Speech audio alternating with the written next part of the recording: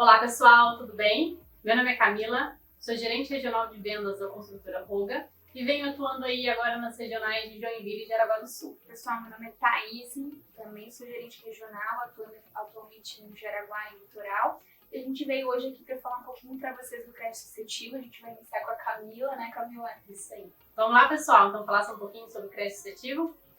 Então a gente vai começar falando o que é o crédito suscetível, né? O crédito suscetível nada mais é do que uma parceria entre a construtora e o banco.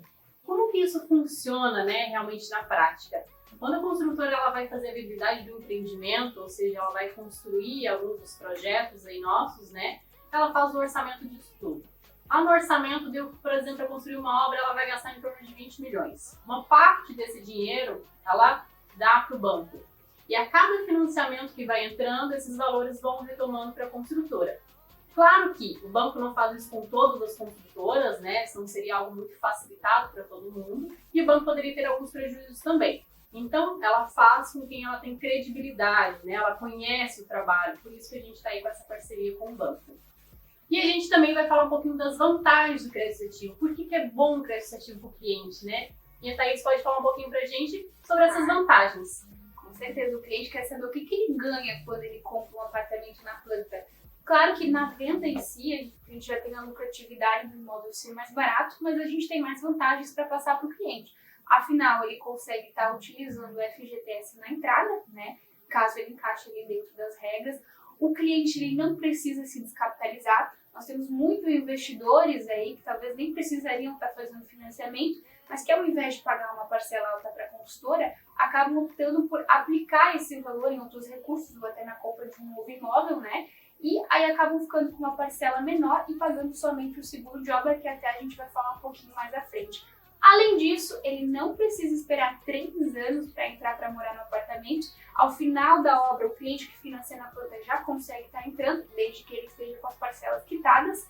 E a gente tem muitas mais vantagens, continuando falando principalmente da economia que ele tem no valor final do imóvel, que a gente até vai falar um pouquinho mais à frente para vocês visualizarem. Recurso SBPE, gente, quando a gente fala de imóvel litoral, a gente teve vários lançamentos agora, Baitandinho, Jaraguá, Colombo e Joinville, vamos ter o Sky e o Plantar para vocês aí, que são recursos de SBPE. Esse recurso ele acaba vindo da poupança, ou seja, para o banco é um pouquinho mais arriscado a retirada desse recurso, por isso os juros acabam sendo mais altos, diferente do Minha Casa Minha Vida, onde o recurso acaba vindo do FGTS. Então aqui a gente vai falar um pouquinho sobre os prazos de amortização, né? As tabelas que a gente tem na hora de fazer uma simulação para o cliente.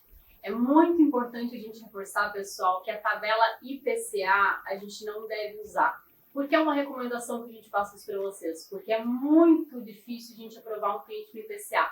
Até porque o banco ele não consegue prever como esses juros vão reagir aí decorrente de alguns anos. Então o cliente ele tem que ter uma renda muito boa, um relacionamento muito bom com o banco. E a gente tem casos até mesmo de clientes com renda boa, tá? Clientes que têm relacionamento com o banco e mesmo assim não foi aprovado. Então por isso que a nossa orientação sempre é não utilizem IPCA para o cliente na hora de fazer a simulação para ele, tá? Melhor a gente usar a TR, aprovar em condições piores, e lá na conformidade com o banco, se realmente ele for aprovado a IPCA, aí sim a gente faz a aprovação de crédito dele por ali. Então na TR a gente tem ali a tabela SAC Price, né? Na SAC a gente tem ali 420 meses, então, de amortização do cliente, e 360 meses na Price. E na IPCA, como é uma tabela de um pouco mais de risco, então elas já podem ver ali que ela já reduz um pouco esse tempo de amortização, né? Então na SAC são 360 meses e na Price 240 meses. Aqui a gente fala um pouquinho sobre a cota de financiamento, né? Então, quantos por cento que o cliente ele pode financiar? Na TR, a gente tem ali saque 80%, Price 80%. A gente tem também ali falando sobre saque até 90%. Saque até 90% é outra recomendação que a gente faz para vocês de não utilizem isso para todos os clientes. São casos muito específicos, então não é bom a gente mostrar para o cliente no simulador falando que ele consegue aprovar nisso e chegar na hora não conseguir. Então sempre é bom a gente aprovar o cliente nos 80% e lá na conformidade, se o banco aprovar os 90% para ele, ele abate essa diferença aí de algum balão, parcela, chaves que ele vai ter com a construtora. E ali na IPCA, como a gente já tinha comentado, né, podem até ver que na Price é 70%, porque é uma tabela que a gente não consegue ter muito controle sobre ela no decorrer dos anos. Então, falando de seguro de obra, que eu acho que é onde mais gera insegurança no corretor, né? Para a gente entender um pouquinho, a gente já sabe que o financiamento ele vai ocorrer na planta. Isso pode ser de imediato em alguns imóveis, como a partir do lançamento a gente pode demorar até 1 ano para estar acontecendo isso. Quando esse financiamento acontecer, o cliente ele automaticamente para de haver correção em cima da parcela e ele começa a pagar o seguro de obra para o banco, né? Então, o que é esse seguro de obra? Ele vai começar a pagar no mês subsequente à assinatura do financiamento, conforme a evolução. Então, todo mês, o engenheiro do banco ele vai lá na nossa obra, vai avaliar quanto que nós construímos, vai liberar o percentual do financiamento do cliente em cima do que foi construído e vai cobrar a parcela em cima desse valor liberado. Então, é essa a questão que o banco cobra. Gente, importante saber que o seguro de obra ele é muito mais barato do que correção do CUB. Então, isso precisa estar na ponta da língua e vocês precisam se sentir seguros na hora de falar isso para o cliente. Porque seguro de obra é uma parcela que o cliente visualiza, enquanto que o financiamento, a correção de CUB, ele acaba não acompanhando. Então, ele só vai ver essa bola de neve no final da obra, como em casos de consultoras onde ele financia daqui 3 anos, né? Ele não visualiza essas correções, enquanto que o seguro ele vai pagando todo mês. Porém, a correção do CUB é muito mais alta em cima do seguro de obras. Então, às vezes, com 1 ano em que ele tem a correção do CUB, ele consegue pagar 2 anos de seguro do apartamento dele. Isso é a economia que a gente fala que gera de até 30% no valor final. Mais pra frente a gente vai falar um pouquinho mais também sobre isso detalhado, né, Thaís? Com certeza. Aqui a gente vai falar um pouquinho sobre a linha do tempo, né? Então, como que funciona, a gente comentou agora para você sobre parcela, sobre contrato de financiamento, sobre seguro de obra, então a gente tem uma linha do tempo onde a gente consegue detalhar isso um pouco melhor. Ali na linha cinza é onde a gente representa, então, o nosso empreendimento, né? Até quando a gente lança ele até a entrega do empreendimento. Na linha vermelha, a gente mostra para vocês a assinatura de contrato. Então, o cliente assinou um contrato e até a minha entrega da minha obra, ele fica pagando para a construtora ali as parcelas mensais, balões, chaves, né? E tudo isso que ele paga durante o período de obra, todas essas parcelas, balões, chaves, são corrigidas mensalmente pelo CUB, tá? Lá no final, entreguei a chave para o meu cliente e ele tem parcelas ainda com a construtora, são as chamadas parcelas pós-chaves. E essas parcelas pós-chaves, como eu já entreguei o empreendimento, elas deixam de ser corrigidas pelo CUB e começam então a ser corrigidas pelo IGPM mais 0,89%. Tá? Abaixo a gente fez uma linha azul onde demonstra o banco, né? Então, quando a gente lança o empreendimento até o cliente começar a fazer assinatura com o banco, isso aí a gente tem um prazo médio de uns 8 meses, 9 meses, mais ou menos. Então, a partir desse momento, ele faz a assinatura do financiamento dele com o banco. Quando ele faz a assinatura do contrato de financiamento dele com o banco, é onde ele começa daí para frente a pagar a evolução de obra. Então, é bom a gente lembrar que lá em cima, a minha linha vermelha, ela começa a coincidir com a minha linha azul. Porque o cliente está com parcelas mensais com a construtora e começam a pagar a evolução de obra com o banco também. Então, as duas se coincidem ali durante esse tempo. E também, quando ele faz esse contrato, quando ele assina um contrato de financiamento com o banco, ele também tem que pagar o ITBI, o registro, taxa de abertura de crédito, a FRJ, que é quando ele vai fazer a contratação do financiamento, né? Então, tem a escritura dele também. E ele vai pagando isso até eu ter o habite, a entrega das chaves. Finaliza, então, a minha evolução de obra e aí sim começa as parcelas de financiamento do cliente. Aqui a gente tem um exemplo no slide para vocês da economia que gera para o cliente no valor final. Aqui a gente tem um exemplo bem prático para vocês da diferença e do quanto que o cliente economiza. Então, a gente poderia dar um exemplo, vou dar aqui para vocês, do Porto Belo que a gente tem em Joinville, né, Camila que atua em Joinville, onde o cliente ele quer estar comprando um imóvel no valor de 190 mil, né, e ele dá 38 mil reais à vista para a consultora, ou seja, esses 38 já nem tem correção de CUB até o final da obra, e a gente vem com o financiamento. Então, no financiamento normal, onde o cliente ele financia dali 3 anos quando a obra finaliza, a gente tem aí uma correção de mais ou menos 5% ao ano de CUB. Então, em 3 anos vai corrigir até 15% desse valor, né? Porém, a consultora que deixa o cliente financiar no final, ela ainda tem que averbar esse empreendimento. Então, a gente tem mais um período aí entre a averbação e ainda entrar com o pedido no banco para entrar para o financiamento, que leva aí um prazo. Então, ele começa a corrigir pelo IGPM a partir do final da obra, porque a gente já não tem mais como corrigir pelo CUB. Então, no final, aquela bola de neve que vai virando, que a gente falou anteriormente, ela acaba virando que o cliente tem que financiar aí 188 mil, ou seja, ele já não deve mais os 152 do início, ele já deve os 188 mil. Alguns clientes ainda conseguem financiar a diferença, nem todos. Muitas vezes ele ainda vai ter que renegociar com a construtora para, quem sabe, pegar as chaves do imóvel dele, né? Então, no final, o cliente acaba pagando muito mais caro devido a esses reajustes. Quando a gente vem, por exemplo, mesmo em Porto Belo, que eu estou falando para vocês, que o cliente hoje, eles desligam até 30 dias do financiamento, a gente tem um exemplo prático onde o cliente também acaba dando os 38 mil de ato, né? E vai financiar os 152 mil. Porém, esse cliente, ele vai ter aí no máximo um mês de correção, né? O que dá pra gente aí 155 mil dentro de um mês. Chutando alto, né? Uma questão de 2% do valor. Ou seja, no valor final, o cliente acaba tendo uma economia aí de até 33 mil no valor final do imóvel, tá? Porém, a gente acabou não citando o exemplo aqui do financiamento quando o cliente compra na planta, que ele só deve financiar daqui a um ano. Mesmo assim, gente, ele vai ter no máximo uns 5% de correção aí do ano por cima do valor.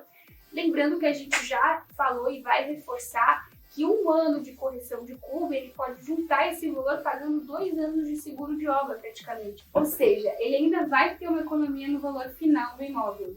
E isso ainda vale reforçar que a gente está considerando 2% de FUB, né? A gente sabe que o FUB não vê isso no mês, então está sendo uma correção bem alta. A gente está utilizando para dar esse exemplo para vocês.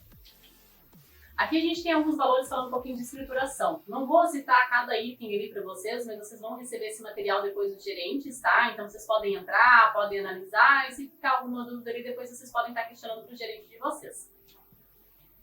Aqui então a gente vai falar um pouquinho dos benefícios da escrituração junto à ROGA, né? Então quais são eles? O primeiro item ali que a gente cita, né? Caso o cliente desejar e comportar o valor de escrituração, poderá ser embutido junto ao seu financiamento.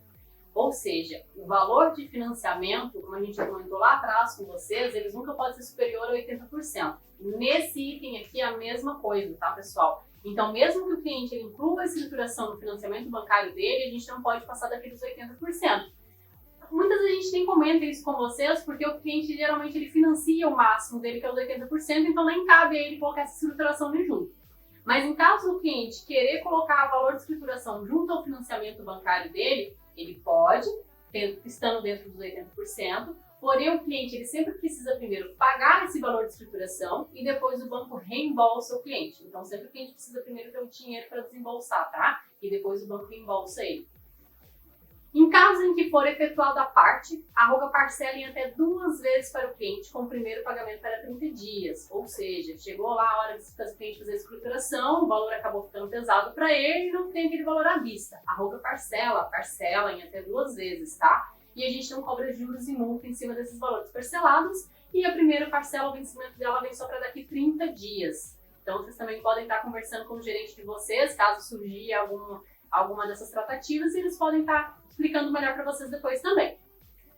A ROGA cobra para escriturar o contrato do cliente? Não, a ROGA ela não cobra pelos serviços prestados para que o contrato seja escriturado, tá, pessoal? Igual eu comentei antes, ela não cobra juros e multa também se a gente parcelar a lei de escritura para o cliente. Por que o meu cliente paga taxa de contratação ao banco, tá? O cliente ele paga essa taxa de contratação ao banco porque o contrato de financiamento dele junto ao banco já tem validade de uma escritura. Então o cliente ele não vai receber aquele documento, sabe, escrito escritura pública. Não. Os clientes que contratam financiamento bancário, o contrato de financiamento dele já tem uma validade de escrituração para ele. Por isso que eles têm que pagar aquela taxa ali de escritura para o banco, tá? Só reforçando que o cliente ele recebe o contrato de financiamento junto com os recibos originais do que foi pago, né? Para realmente provar que a gente não cobra nada por isso. Exatamente. E a ROGA também passa todos os custos bem detalhados para ele, tudo bem certinho, para não surgir dúvidas depois. A gente agora vem falar para vocês um pouquinho da nossa análise. Hoje a ROGA ela trabalha com pelo menos 5 correspondentes que estão à toda disposição. A gente tem uma análise super rápida hoje, em torno de 24 horas, né? A gente já consegue analisar esse cliente junto ao banco para realmente ver se hoje ele tem capacidade de financiamento ou se não, preparar ele para que ele venha conseguir o financiamento no momento em que for necessário. Por isso, hoje a gente tem todo o sistema que você já conhece, né? Quem não conhece, fale com o seu GRV, a gente precisa que todos estejam bem treinados e alinhados dentro desse sistema. Mas hoje, vocês inserindo toda essa documentação, já vai ter essa análise para vocês, para a gente orientar que é justamente o quê? Minimizar o risco de extratos. muitos corretores têm todo o trabalho no momento da venda, né, de fazer o cliente vir com financiamento, e quando chega realmente o momento de fazer o financiamento, onde ele vai receber a comissão, às vezes o cliente acaba não financiando por uma falta de orientação. Então, aqui é justamente esse trabalho que a gente tem, fazer toda a orientação para minimizar esse risco. E vale reforçar também que as análises, tá, devem ser sempre feitas pelos nossos correspondentes bancários, tá, pessoal? E aquilo que a gente falou no início das vantagens, onde o cliente consegue utilizar o FGTS na entrada, aqui a gente vem especificar essa utilização, que na verdade o banco ele tem algumas regras, tá? Então o FGTS tem que estar muito cravado na cabeça do corretor, que ele é para utilização de moradia. Então se não é para o cliente morar, ele não vai poder utilizar. Ah, Thaís, mas o meu cliente está comprando esse imóvel porque ele vai morar nesse imóvel. Mesmo assim, se for um segundo, o banco já caracteriza como investimento, tá? Então, o banco ele tem as seguintes regras. Uma, o cliente precisa morar na região onde ele está adquirindo, ou ele precisa trabalhar na região onde ele está adquirindo. Thaís, o meu cliente era de São Paulo e agora ele está comprando aqui em Pissarras. Ele pode estar utilizando o FGTS, porque já não é na região dele, né? Ele morava em São Paulo, hoje ele está comprando porque às vezes o trabalho mandou ele para lá, então ele acaba tendo que comprar um novo imóvel para moradia e ele vai conseguir utilizar, desde que o imóvel de São Paulo dele não esteja com financiamento ativo, porque o banco ele tem uma regra onde o FGTS ele sempre tem que ser utilizado para o primeiro imóvel financiado, tá?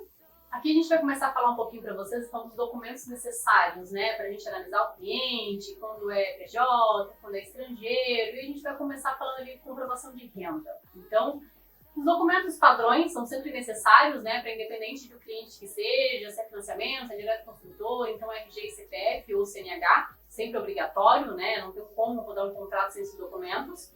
Comprovante de residência dentro do prazo de 30 dias, então não posso ter um comprovante de residência antigo, sempre tem que ser dentro desse prazo, o banco ele sempre confere esses dados, tá? Comprovante de recebimentos, imposto de renda e recibo. Imposto de renda e recibo, pessoal, é bem importante a gente estar reforçando que ele precisa ser declarado na data exigida, tá? Se o cliente declarar após essa data, o banco não aceita. Então, nem adianta, meu cliente vai declarar lá em novembro o imposto de renda. Não, o banco não aceita, nem adianta ele fazer essa declaração. Caso o cliente tenha retificado o imposto de renda dele, a gente então precisa de todas as linhas do imposto de renda retificado, do imposto de renda original e de ambos os recibos também, tá? Então, sempre precisa de tudo. Se ele retificou 3 vezes, precisa das 3 retificações e assim por diante. Última folha de pagamento, então sempre necessário que seja a última folha de pagamento. Se tem férias, então a gente precisa das 3 últimas folhas de pagamento. Certidão do Estado Civil e extrato de FGTS, caso eu tenha que utilizar, né, dentro das regras que a Thaís já comentou com a gente já. Fiador. Em quais momentos que a gente precisa do fiador, né? A ROG, ela sempre exige fiador, pessoal, é obrigatório fiador quando o fluxo de pagamento do cliente tem pós-chaves e é financiamento bancário. Por que isso? Por um item que a gente já reforçou para vocês lá atrás. O contrato de financiamento do cliente ele tem uma validade de escritura, né? Então eu estou entregando a escritura para o meu cliente, mesmo ele ainda tendo umas parcelas pós-chaves comigo, que é quando ele já vai estar com a chave do imóvel dele. Então é uma segurança para a construtora, né? Uma garantia nossa de que a gente não vai ter uma inadimplência lá na frente. Esse fiador a gente também precisa ali dos documentos padrões dele, né? RG, CPF ou CNH, comprovante de residência, certidão do Estado Civil e comprovação de renda. E lembrando também, pessoal, que o fiador ele só pode ser fiador de alguns dos nossos clientes quando a renda dele equivale a 3 vezes mais do que a parcela dele. Um exemplo, se a parcela do teu cliente de pós-chaves for de R$500, o fiador ele tem que ganhar no mínimo R$1.500. Então são regrinhas básicas aí para vocês terem já. Então aqui, pessoal, a gente vai falar um pouquinho então da documentação do direto construtor à pessoa jurídica e do direto construtor à pessoa física, né? Então, inicialmente são os documentos padrões do sócio administrador da empresa, então RG, CPF ou CNH, comprovante de residência tanto da empresa como desse sócio também, tá? Então, imposto de renda à pessoa jurídica com o recibo de entrega é sempre importante. Imposto de renda sempre tem que estar com o recibo de entrega, tá, pessoal? Sempre todas as páginas pra gente. Extratos bancários dos últimos 6 meses e o contrato social, até porque o contrato social a gente consegue analisar se realmente é aquele sócio administrador que assina pela empresa ou não. Direto construtor à pessoa física, então RG, CPF ou CNH, comprovante de residência, última folha de pagamento ou imposto de renda com recibo de entrega. E a Roga ainda tem uma condição para os clientes que compram direto construtora, tá? Somente para direto construtora. O cliente que ele tem um ato acima de 10% ou R$ 20.000, ele não precisa apresentar a comprovação de renda dele para a gente, exceto em casos que o fluxo de pagamento dele tenha parcelas pós-chaves. Mas se não tiver, for um fluxo somente durante o período de obra, ele não precisa me apresentar a comprovação de renda dele. A documentação dos estrangeiros, né? Então, passaporte, comprovante de residência, certidão do Estado Civil, comprovação de renda.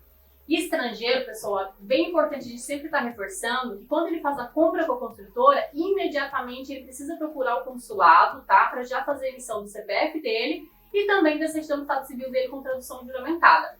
O CPF dele a gente já precisa logo no início, logo quando ele compra pra gente. Por quê? Porque a Roga todo ano tem que fazer o DIMOB, né? Que é como se fosse uma declaração de imposto de renda, só que da construção civil, então onde ela vai declarar todos os imóveis que ela tem, para quem ela vendeu, né? Então eu sempre preciso do CPF dos meus clientes para isso. Então é bem importante a gente reforçar quando for alguém estrangeiro para fazer essa emissão do CPF logo em seguida. Não esperar somente até a escritura do imóvel. Lá na escritura também vou precisar, mas no CPF eu preciso dele antes. E agora a gente vem com uma questão de folha de pagamento, né? Que a gente tem muitos clientes empresários que utilizam a folha de Prolabore. Eu vejo que muitos corretores acabam mandando somente a folha do Prolabore, porém o banco ele precisa da GFIP, que é a comprovação do imposto de renda em cima do recolhimento da folha, tá? Ou seja, é muito simples o cliente hoje pegar e mandar a folha lá para o computador e falar, eu quero uma renda de 3.000, coloca aí para mim. Porém, a GFIP é o que vai comprovar que ele realmente recolheu o imposto em cima desse valor. E a gente precisa disso juntamente com a folha de Prolabore para realmente garantir que esse cliente tem esse valor realmente de recolhimento, tá bom? E falando de Prolabore, que é o que a Caixa aceita, né? A gente tem uma outra exceção, que é o Banco do Brasil, que ele não aceita o Prolabore, mas ele aceita o Decore. Muitos clientes empresários também acabam optando pela folha do Decore, né? Junto ao contador. Porém, essa folha ela também tem recolhimento de imposto, a chamada DARF. Então, com a DARF, junto com o Decore, é o que vai comprovar o recolhimento de imposto em cima do valor que ele está declarando. Para isso, o banco também pede os 6 últimos livros caixas da empresa do cliente, comprovando também esses rendimentos, tá? Então, outra coisa que a gente já vem abrangendo aí da questão do Banco do Brasil, ele realmente tem algumas regras, né? E ele também tem a regra da renda do cliente. Um cliente hoje, para comprar no Banco do Brasil, claro que os nossos clientes que compram são da linha Home, né? Então, a linha Home é onde a gente vai trabalhar com o Banco do Brasil. Ele precisa ter um rendimento de pelo menos 4.000, um dos proponentes, tá? Então, dependendo se um proponente ganha 3.000 e o outro ganha mais 3.000, eles juntando dá 6.000. Eles não conseguem estar comprando junto ao banco. O banco exige que um dos proponentes venha ganhar 4.000 de renda, tá? Então, é uma regrinha que a gente precisa estar atenta aí na hora de fazer a orientação do cliente.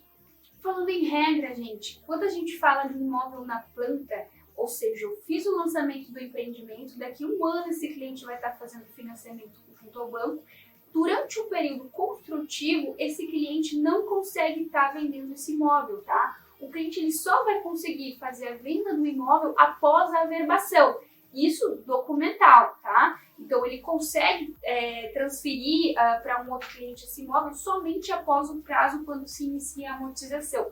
Durante esse período, não é possível transferir o imóvel, exceto os casos de direto construtora, onde não envolve financiamento. Lembrando que a gente transfere mesmo no direto construtora até o prazo do final da obra. Após o final da obra, nós também não fazemos a transferência de imóvel, tá? Ou seja, Thaís, quando o cliente paga a evolução de obra, ele não pode fazer a transferência desse imóvel para uma outra pessoa, né? E nem quitar o imóvel também, tá? Bem importante a gente reforçar isso. A quitação do imóvel também se dá após a averbação, quando se inicia o prazo de amortização. Então, aqui agora a gente vai retomar lá falando sobre a comprovação de renda, né? Então, quais são as comprovações de renda do cliente, o que pode, o que não pode, vamos entender um pouquinho sobre isso. A gente sempre precisa da folha de pagamento, né, ou olerite, quando um cliente ele é contratado de empresas do setor privado e tudo mais, ele sempre tem a folha de pagamento e o olerite dele. Então, essa folha de pagamento ela tem uma validade de 30 dias, então, por exemplo, estamos agora no mês de outubro, né, se o cliente mandar uma folha de pagamento de julho, de agosto, a gente não consegue aceitar, tem que ser no mínimo 30 dias. Ah, mas se minha folha de pagamento tem umas férias, alguma coisa assim. Então, tem que ser as 3 últimas folhas de pagamento para o banco conseguir analisar a renda do cliente, tá, pessoal? Como a gente citou, não pode conter férias ou 13º, né? Então, quando contém uma das 3 últimas, apresentar a declaração do imposto de renda completa, mais o recibo de entrega junto à Receita. Então, é aquele caso que eu expliquei para vocês, se tiver retificado, tem que mandar o retificado também. O cálculo da renda é feito a partir dos rendimentos declarados, então o banco sempre vai olhar o que o cliente declarou no imposto de renda, não sei em caso de renda informal, porque já é uma outra situação que a Thaís vai apresentar para vocês mais à frente. E é obrigatório o envio do imposto de renda de clientes com renda comprovada acima de R$ 28.559,70, tá, pessoal? Se o cliente ele não fez essa declaração, ele vai ter que declarar fora do prazo, vai acabar pagando multas, mas o banco não aceita para mandar ele para o financiamento bancário. Tem muitos casos de clientes que muitas vezes eles vão lá, não declaram o imposto de renda e passa algum tempo ele resolve declarar para apresentar uma renda. Não pode, isso pode às vezes até cair numa Receita Federal, alguma coisa assim. Então nunca orientem depois do prazo o cliente está fazendo essa declaração. Sempre declarem no prazo exigido. E para clientes autônomos ou empresários não é aceita a declaração isenta do imposto de renda. Então ele sempre tem que declarar acima dos R$ 28.559,70. E Thaís, vamos falar um pouquinho então sobre financiamento sem os 4 meses de trabalho, né? É possível assinar financiamento sem os 4 meses de trabalho e de que forma que isso é analisado? Com certeza, gente, a Caixa, devido a esse cenário que a gente vem vivendo, ela mudou bastante as regras e hoje é possível financiar no banco sem ter os 4 meses. Desde que no prazo de 1 ano o cliente tenha tido um outro emprego e tenha tido pelo menos 4 meses de trabalho nele, tá? A gente chegou a falar agora da questão dos 4 meses, mas a gente teve também um cenário onde muitos clientes tiveram redução salarial em folha. Então, Camila, será que também dá para financiar com a redução na folha? Sim, pessoal, dá para financiar com a redução na folha, desde que essa redução salarial não tenha sido no salário bruto do cliente. Se tiver sido no salário bruto, o banco vai utilizar a renda bruta dele para fazer a simulação dele, o financiamento dele bancário. Mas, se não tiver sido um salário bruto, eles vão considerar o salário dele normal, sem redução salarial, sem problema algum. E sobre renda informal, Thaís? Até qual valor o banco pode aprovar uma renda informal, que a gente comentou ali atrás também, declaração de imposto de renda? Como que funciona essa renda informal para o banco?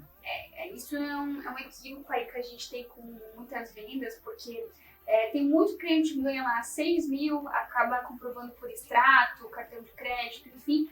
Porém, na renda informal, gente, o banco ele só aprova até 1.900. Então, não adianta o cliente querer comprovar que ele ganha 10 mil numa renda informal, porque o limite vai ser esse, tá?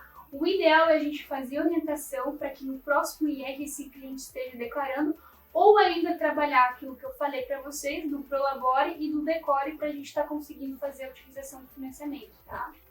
Bacana.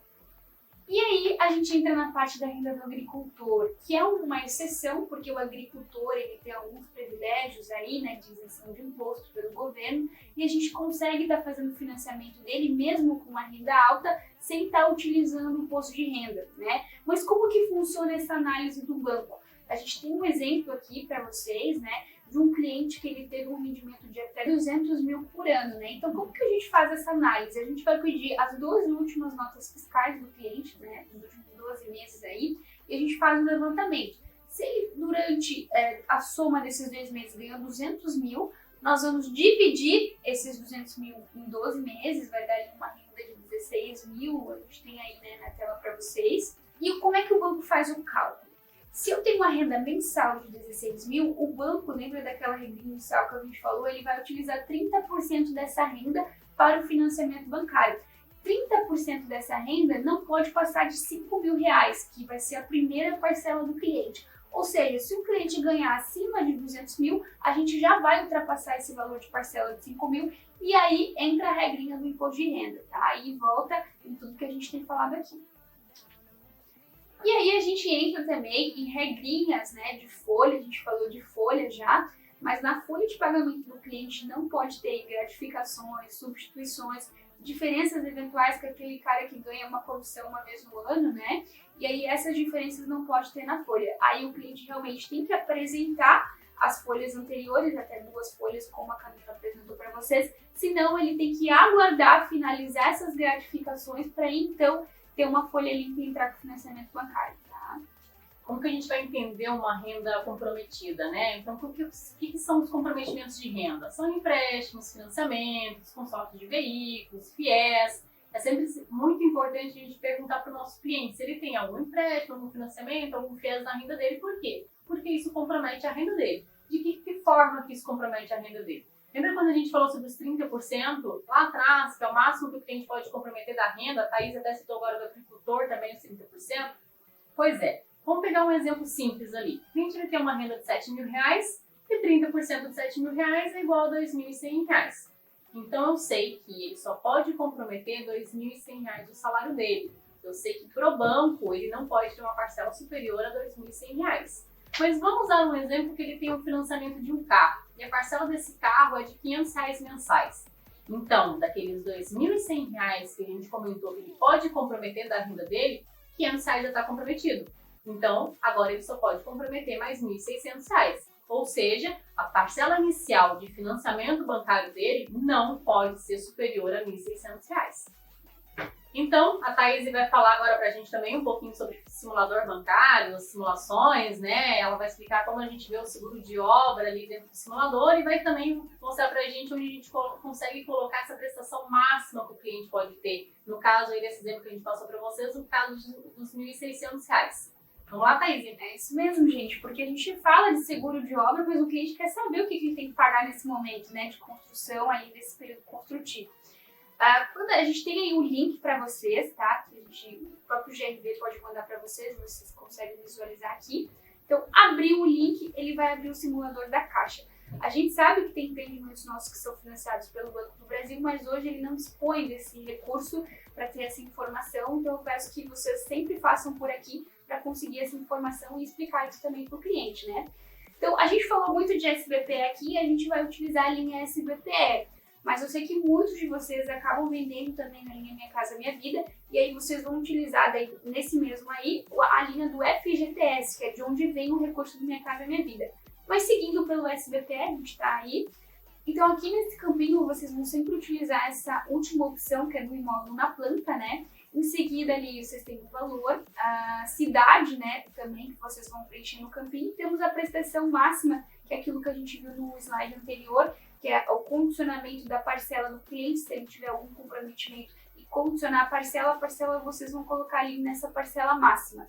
Embaixo, o valor bruto, né? E aí pode seguir a...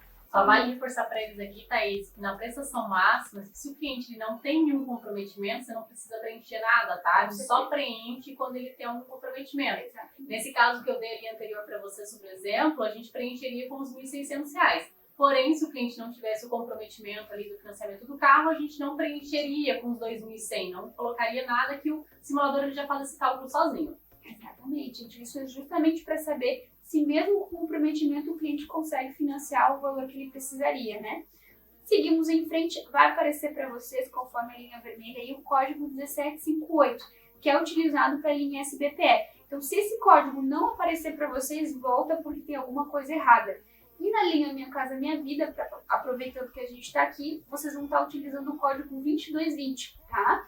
Mas aqui seguimos na linha 1758. Aqui a gente tem um exemplo de onde vocês escolhem TR, PCA, lembrando de tudo que a gente já falou aqui, né? Eu sempre opto por fazer na SAC TR, que é justamente para mostrar para o cliente o pior cenário, até porque a gente ainda não sabe se o banco irá aprovar ou não ele pelo PCA, tá? Então, gente, aqui a gente vem na escolha da amortização do cliente, a gente tem um exemplo aqui da SAC TR, temos o exemplo do Price, né? E também temos o exemplo do IPCA. Então, a gente tem que ter muito cuidado aqui na SAC, quando a gente fala de SBPE, eu sempre vou optar pela SAC TR, até porque não são todos os clientes que vão aprovar no IPCA. E na tabela de SBPE, é bem importante que vocês sempre utilizem a SAC, porque a Price pode condicionar o financiamento do cliente de vocês. Diferente de quando a gente vem na linha do Minha Casa Minha Vida, né? Onde a gente utiliza a Price para justamente ser o contrário, aprovar um valor maior para o cliente de vocês. Mas quando a gente vem na linha do SBPE, só para vocês terem uma noção de direcionamento, a SAC, o início da SAC, ele é amortização e juros, tá? E quando a gente vem na Price, ele é somente juros inicial. Então, vou citar o exemplo do cliente. Daqui 3 anos o cliente pagou e dali 3 anos ele vai lá no banco para amortizar aquele saldo de 100 mil que ele financiou. Na Price, daqui 3 anos, quando ele for no banco, ele simplesmente não amortizou nada, ele está devendo ainda 100 mil para o banco. Enquanto que na SAC, como ela é amortização em juros, ele já amortizou algum do valor. Então, só para vocês entenderem essa diferença aí, tá? Do quanto que é importante a SAC, porque o cliente acaba amortizando muito mais valor. Mas vamos trabalhar isso sempre na linha SBPE. E no Minha Casa Minha Vida, vocês ainda podem utilizar a Price, porque aí o cliente normalmente não dispõe de todo o recurso de entrada e ele consegue estar financiando um valor um pouquinho maior. Até porque quando a gente fala da SAC, somar a questão dos juros ali, acaba que a parcela inicial dele fica muito alta. Exato. E a Price, ela mantém esse valor de parcela do início ao fim, varia ali pouca coisa, R$10, R$20 entre uma parcela ou outra, tá, pessoal? Isso aí. E aqui a gente tem aonde colocar o prazo de obra, que é onde vai gerar a tabela de seguro de obra do cliente. Sempre a gente colocar os 36 meses. Ah, Thaís, mas falta 20 meses para a obra finalizar. Vamos colocar os 36 meses, porque senão a gente pode condicionar a parcela de financiamento do cliente, tá? A gente só vai limitar a parcela quando o cliente ele tiver uma idade muito acima, ali entre 65 anos, que aí sim, se eu jogar os 36 meses, vai condicionar. Mas quando a gente fala de Minha Casa Minha Vida e um cliente até uns 50 anos, sempre tem que utilizar os 36 meses, tá? Aqui você pode seguir normal, ele só está fazendo o cálculo. E aqui você tem o quanto que aprovou de financiamento para o cliente, quanto que ficou a entrada. E agora, como é que eu vejo o seguro de obra? A gente tem um campo ali que está em vermelho para vocês, que é o set planilha, onde vocês conseguem visualizar tanto o seguro de obra, como depois também a amortização, enquanto que inicia as parcelas e enquanto que finaliza. Esse campo em vermelho é a prestação do cliente, tá? Então, esses númerozinhos de 1 a 36, teoricamente, é a parcela, e ele pode significar o percentual de obra. Então, digamos que o cliente esteja lá com 5% de obra, ele vai pagar referente àquela prestação e ele vai liberar aquele valor, que é o último campo ali, que é o saldo, né? Aquilo ali é o que ele libera para a construtora, ou seja, o banco ele não vai liberar o financiamento do cliente todo de uma vez para nós. Conforme nós formos construindo, né? Digamos que cada campinho de parcela ali equivale a um percentual. Conforme no mês que vem eu construo 10%, o banco vai liberar 10% do valor para a construtora e vai cobrar a prestação do cliente em cima daquela parcela que ele liberou, tá? Ou seja, e se num mês eu estou com 10% e no outro eu vou para 15%? Eu vou ter que pagar todas aquelas outras parcelas? Não. O cliente só paga o percentual daquele mês, tá? Então ele não precisa pagar nada retroativo. Acho que é isso, né, Thaís? Então, a gente espera ter conseguido passar um pouquinho para vocês dos nossos conhecimentos, que a gente já trabalhou também internamente na Rover, né, na parte de back-office, muita gente já sabe. E o que ficou de dúvidas para vocês, entrem em contato com o gerente de vocês, solicitem esse material, treinem, estudem, pessoal. É muito importante vocês conhecerem muito bem o que vocês estão trabalhando. O cliente, ele compra com quem ele sente confiança, ele só sente confiança com quem entende o que está vendendo, o que está trabalhando diariamente, tá? E é isso aí, gente. A gente preparou esse material com todo carinho para vocês. Esperamos que ajude aí nas vendas, né? Contem conosco, no GRV de vocês. A gente está sempre à disposição para atendê-los aí. E o que vocês tiverem de dúvida, é o que o Camilo reforçou. Procure seu GRV, não fiquem com dúvidas. E boas vendas a todos. Boas vendas, pessoal. Até uma próxima.